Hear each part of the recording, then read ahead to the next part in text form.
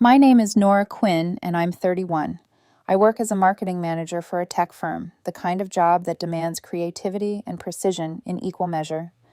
I pride myself on being organized, dependable, the friend who remembers birthdays, the daughter who calls her mother every Sunday, the girlfriend who leaves little notes in her boyfriend's jacket pocket. Life with Ethan Carter, my boyfriend of 5 years, felt like a steady rhythm. Saturday mornings spent at the farmer's market, quiet Sunday dinners we cooked together, a shared apartment filled with carefully curated furniture and framed memories of trips we'd taken. Ethan is 34, ambitious, and has a charm that makes people lean in when he speaks. He's a lawyer at a prestigious firm, the type who can make courtroom arguments feel like poetry. He's also the kind of man who is calm when everyone else panics. But beneath that calm, there's a storm. And lately, I had begun to notice hints of it. It was a Thursday morning when the first earthquake hit my life. I was sipping my coffee, scrolling through emails, while Ethan dressed for work in the bedroom. He glanced at me from the doorway, a faint smirk tugging at his lips. "Nora, I need to tell you something," he said, his tone too casual for what was coming. I looked up. "Okay," I said cautiously, sensing the shift in his expression. He hesitated, then leaned against the doorframe. "Rachel, I've been talking to her a lot lately." My heart stuttered. Rachel, Ethan's ex-girlfriend, a name I had heard plenty over the years, usually with fond recollection in Ethan's voice. "Oh?" I said carefully, trying to keep my tone neutral. "Yeah, she's thinking about trying again. Kids.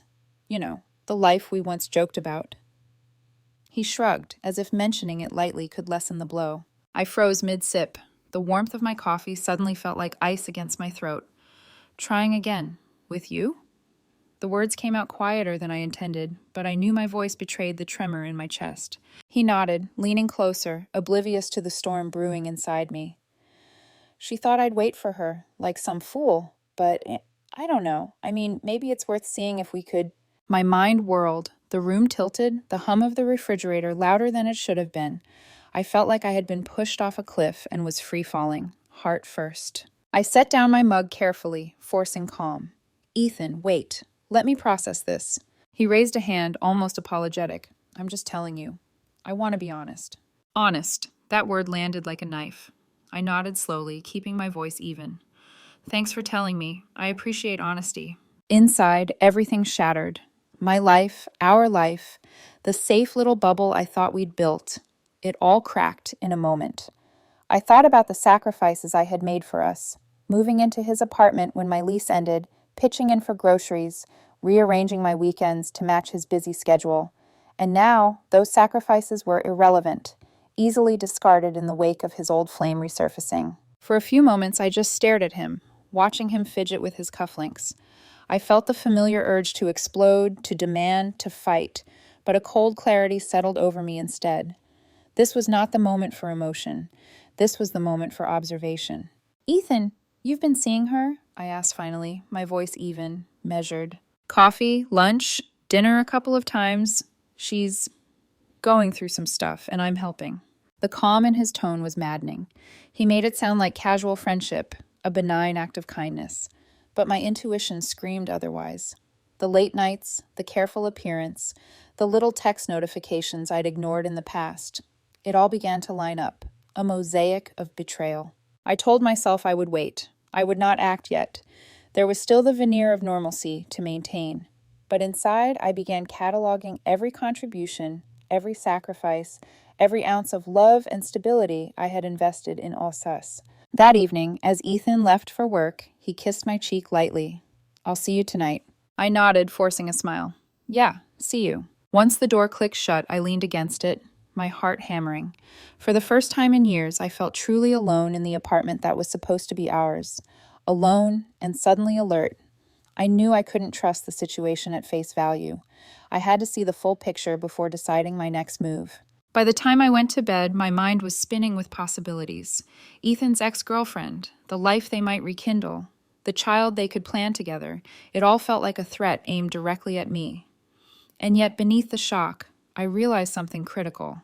This was my life too. And if Ethan wanted to play at honesty while pursuing his past, I wouldn't crumble quietly. I drifted into a restless sleep, a storm of anticipation and dread brewing in the shadows. Tomorrow, I thought, would demand clarity. Tomorrow, I would begin to understand the depth of what I was facing. The next evening, Ethan returned from work later than usual, his briefcase in hand, a slight crease of nervousness on his brow. He didn't notice me at first, sprawled on the couch pretending to read, but really listening. I could feel the electricity in the air, the kind that whispers, "Something is about to change everything." He sank into the armchair opposite me, running a hand through his hair. "Nora, we need to talk," he said. His tone was calm, but there was a tremor in his jaw that betrayed him. I set my book aside, heart already racing. "Okay," I said evenly, keeping my voice neutral.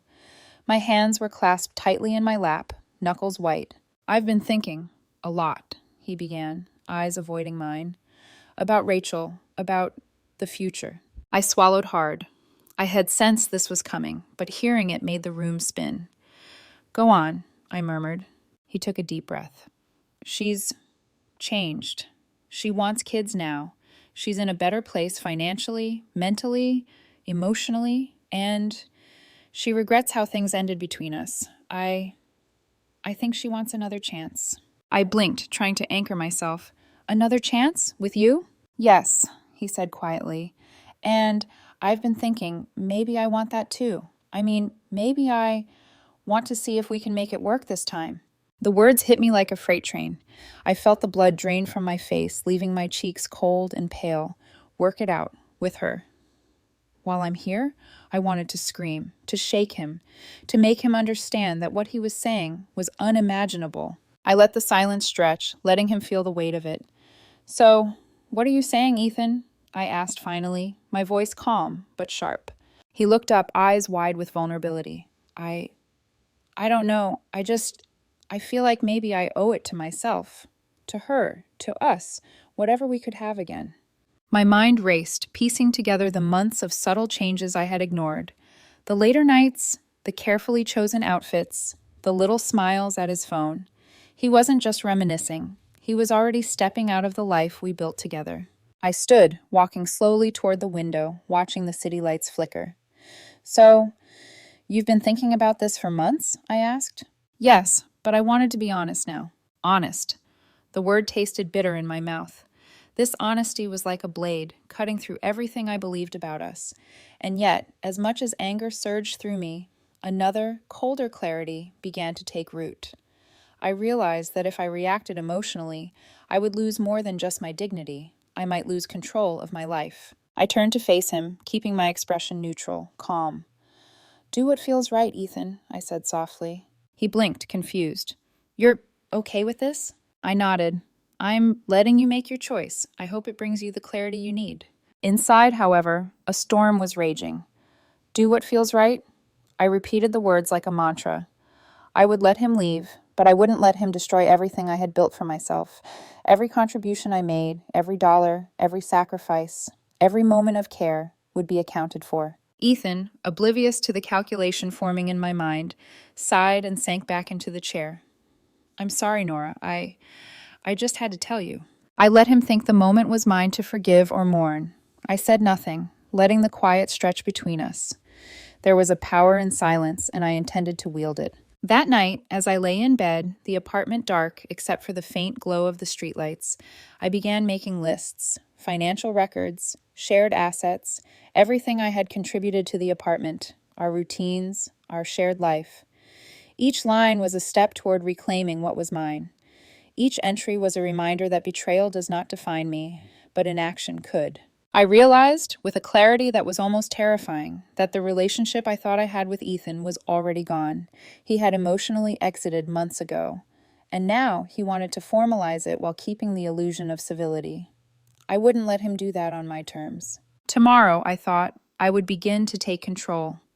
I would ensure that when this was over, I would remain standing, whole and unbroken. Not out of spite, though part of me craved that satisfaction, but out of necessity. Ethan may have chosen Rachel, but I would choose me. And so, as the city hummed quietly outside, I slept fitfully, dreams haunted by the thought of an empty apartment, a future I hadn't yet written, and a man who had chosen someone else over the life we shared. This was only the beginning. The following morning, I woke with a singular focus: clarity. Betrayal had a scent, sharp and acrid, but clarity smelled like paper, ink, and numbers. I made a cup of coffee, my hands steady despite the storm in my chest, and began gathering every document I could find: bank statements, mortgage papers, tax returns, receipts for furniture and appliances we'd purchased together. Every contribution I had made was meticulously recorded. Every dollar, every effort, every sleepless night spent keeping our life together afloat. It was all evidence. I wasn't acting out of anger alone. I was acting to protect myself. By noon, I had contacted a lawyer I'd been referred to through a trusted colleague. Claire Montgomery, sharp, confident, with eyes that could dissect the truth from a pile of lies, agreed to meet me the next day at her office downtown. Sitting across from Claire, I laid out the situation, carefully measured, without letting the venom of my hurt seep into my words. "Let me get this straight," Claire said, adjusting her glasses. "He's planning to reunite with his ex, pursue a family with her, while still legally living with you?" I nodded, keeping my voice calm. "Yes, and he's been planning this for months. He hasn't told me everything, but the signs were there." Claire leaned back, steepling her fingers. "We can work with this. Pennsylvania is an equitable distribution state, but we can argue for a favorable split based on your financial contributions and his emotional abandonment. Do you have proof of the mortgage payments, the down payment, and any shared expenses?" I handed over a folder thick with neatly organized records. "Everything. 2 years of payments, furniture receipts, insurance policies, bank transfers. Every contribution documented." Claire's lips curved slightly in approval. "Perfect. We move fast. File immediately. You protect the apartment, your savings, your retirement accounts. He won't see it coming." I felt a cold surge of satisfaction. Not anger, not revenge, just clarity. I wasn't going to beg him to stay. I wasn't going to let him rewrite history with Rachel while erasing my presence in our life. Over the next week, I became methodical. I mapped out the apartment, which furniture belonged to me, which items had been bought jointly, but were clearly traceable to my account, and which belongings could be left untouched. I rented a small 2-bedroom apartment across town, furnished it minimally. The movers would come quietly, efficiently, without drawing attention. All the while, Ethan continued his oblivious routine: late nights, casual mentions of Rachel, the soft glow of excitement in his eyes when he spoke of another chance. He didn't suspect the storm building quietly behind my calm exterior. Claire advised timing. "We serve him the divorce papers strategically," she said. "By the time he and Rachel are focused on their plans, the legal groundwork is already in motion. It will protect you financially and emotionally. He won't be able to manipulate the narrative." I nodded. Strategy became a kind of meditation. Each night, I reviewed lists, updated spreadsheets, rehearsed conversations I might need to have with Ethan or his lawyer. I felt strangely empowered, even as betrayal lingered like smoke in the corners of the apartment. One evening, as I packed the first boxes with books, my laptop, and personal items, I caught my reflection in the living room mirror. My eyes, once soft and trusting, were now sharp and calculating. I didn't recognize the woman staring back, but I liked her. She was fearless. She was prepared. She was ready. I left Ethan's belongings untouched. The clothes in the closet, his toiletries in the bathroom, his work files on the desk. He could keep the illusion of normalcy. What he didn't know was that the ground beneath his feet was shifting. By the end of the week, every document was in a safe deposit box at my bank. Every plan meticulously documented. The movers were scheduled, the divorce papers drafted, everything was in place. And yet, in the quiet moments, I felt the familiar ache of heartbreak. Betrayal isn't just about loss. It's about witnessing the person you love choosing someone else while pretending the life you shared doesn't matter. But that ache fueled me. It reminded me why I had to act. Not out of spite, but out of necessity. The day before the scheduled service of papers, I took a final walk through the apartment. The walls, filled with photos of trips, dinners, and shared memories, seemed almost mocking. Memories of laughter, of warmth, of promises whispered in the dark, each one a reminder that I had given everything to a relationship that was quietly unraveling for months before I even realized it. I touched the edge of the dining table, one of the few items clearly purchased with my own account. Soon you'll see what it means to reclaim your life, I thought. I didn't smile. I didn't celebrate. I simply felt the weight of inevitability settle. That night, I lay in bed, listening to the city hum outside, thinking about the confrontation to come.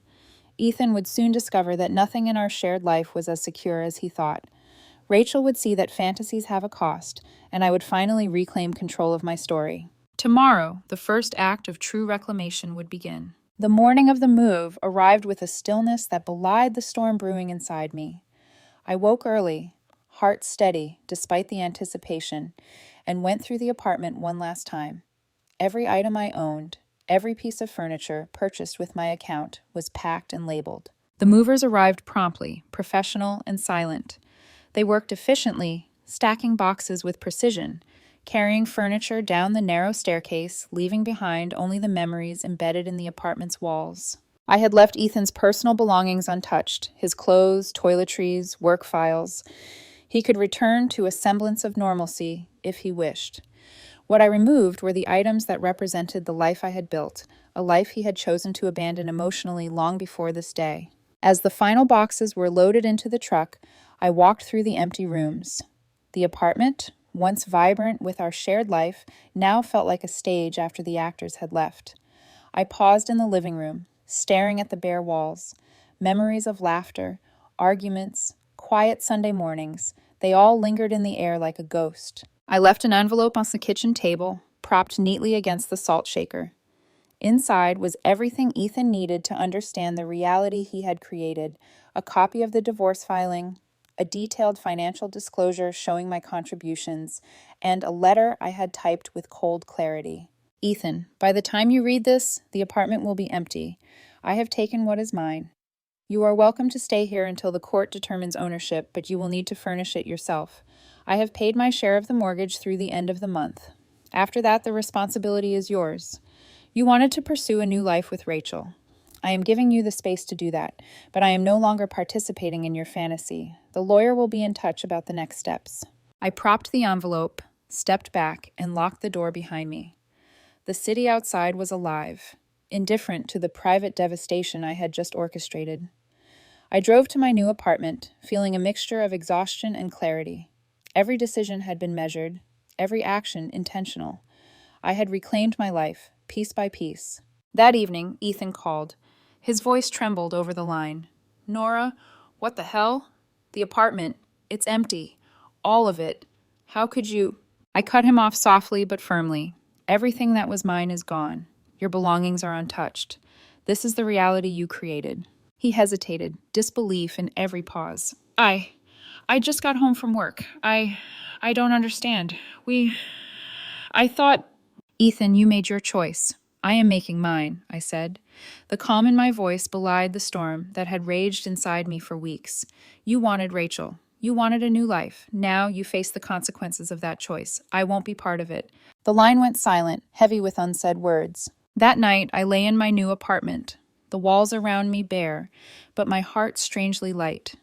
The ache of betrayal was still there, but it had transformed into something else, a quiet, unshakable strength. I had faced the storm and emerged intact. In the days that followed, communication with Ethan and Rachel was limited to lawyers.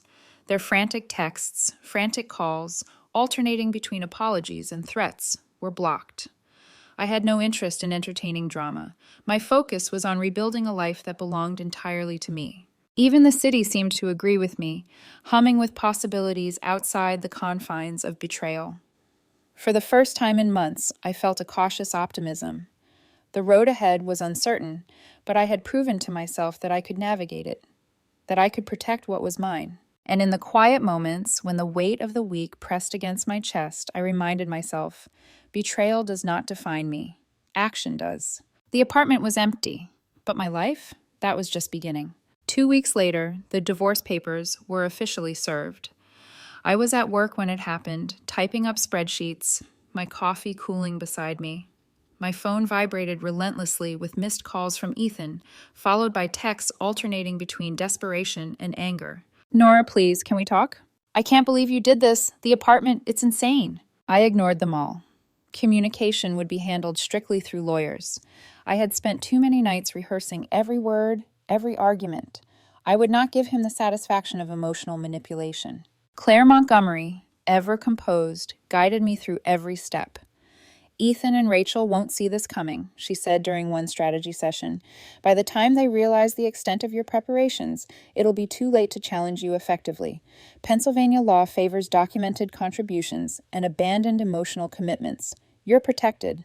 The day of the first court hearing arrived. Ethan appeared, his face a mixture of anger, regret, and disbelief. Beside him, Rachel looked tense, fragile, yet determined. I didn't flinch. My calmness, my composure, was my armor. The courtroom was austere, echoing with the gravity of every decision made, every promise broken. When Claire presented the evidence, the mortgage payments, the furniture receipts, bank transfers, Ethan's mouth opened, then closed, words failing him. He hadn't anticipated the meticulous documentation, the undeniable proof of my contributions. Rachel shifted in her seat, realization dawning in her eyes. She had thought the fantasy of reuniting with Ethan would be seamless, that I would simply fade into the background. But here I was, standing, unshaken, untouchable in my clarity. The judge reviewed the documents, asking pointed questions. I answered each with calm precision. I didn't raise my voice. I didn't plead. I simply let the truth and the facts speak for themselves. By the end of the hearing, the judge ruled decisively. I would retain the majority of the proceeds from the apartment sale, my retirement accounts remained untouched, and no alimony would be awarded. Ethan and Rachel were left to navigate the consequences of their choices. Outside the courthouse, Ethan caught my gaze. I looked at him evenly, without warmth, without bitterness, just clarity. "This is over," I said softly, but with steel beneath the words. He nodded, words failing him again, and turned away. Rachel's hand gripped his arm, but I didn't watch. My eyes were forward, fixed on the path I had chosen. Walking away, the city seemed brighter somehow, each step lighter than the last. Betrayal had tested me, pushed me to the brink, but I had emerged stronger. I had protected myself, reclaimed my life, and preserved my dignity. Weeks later, the apartment sold. The financial resolution was complete, each dollar accounted for, each decision validated. I furnished my new place with intention, every object a symbol of autonomy, every choice a declaration. This life is mine. I began to rebuild, not just a home, but a life marked by self-respect, independence, and careful vigilance over my own happiness. I allowed myself small joys, a dinner out alone, a walk through the city, quiet evenings with a book. I had learned, in the harshest way possible, that love without respect is a gamble. And sometimes the only way to protect your heart is to reclaim your life entirely. And so, as the city lights flickered outside my window, I smiled quietly to myself. I had walked through fire, and I was still standing, stronger, wiser, unbroken. The chapters of betrayal, heartbreak, and manipulation had ended. A new story, my story, had begun. Months had passed since the courtroom verdict. The apartment sale was finalized, the financial settlements completed, and I had moved fully into my new space. Every piece of furniture, every decoration, every small detail reflected my choices, my independence, my autonomy.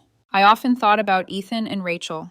Rumors through mutual acquaintances suggested their fantasy wasn't as seamless as they had imagined.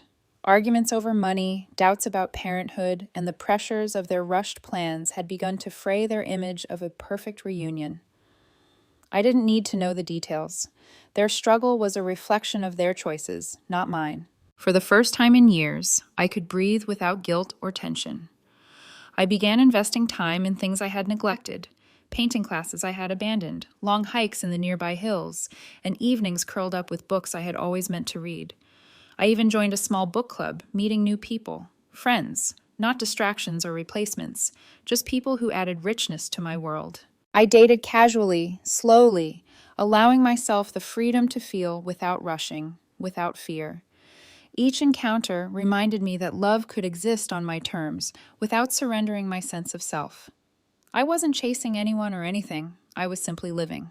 One evening, I stood on the balcony of my apartment, looking out over the city. The skyline glittered like a promise, the streets alive with possibilities. I sipped a glass of wine, letting the cool night air fill my lungs, feeling the peace that comes from hard-won clarity. In that quiet moment, I reflected on everything: the betrayal, the heartbreak, the meticulous preparation, the courtroom battles. Every challenge had been a test, every wound a lesson, and I had passed, not by avoiding pain, but by facing it head on. The doorbell rang, interrupting my thoughts. I opened it to a friend with a warm smile and an invitation for dinner. I smiled back, realizing I was ready for new connections, new joys, new stories that belonged entirely to me. I closed the door behind me and took one last look at the empty apartment that had once been a battleground. It was no longer a place of loss, it was a place of beginning.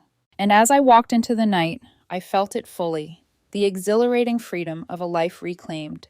The chapters of betrayal were closed. The pages ahead were mine to write. I was Nora Quinn, 34, survivor and architect of my own life, stronger, wiser, and unbroken.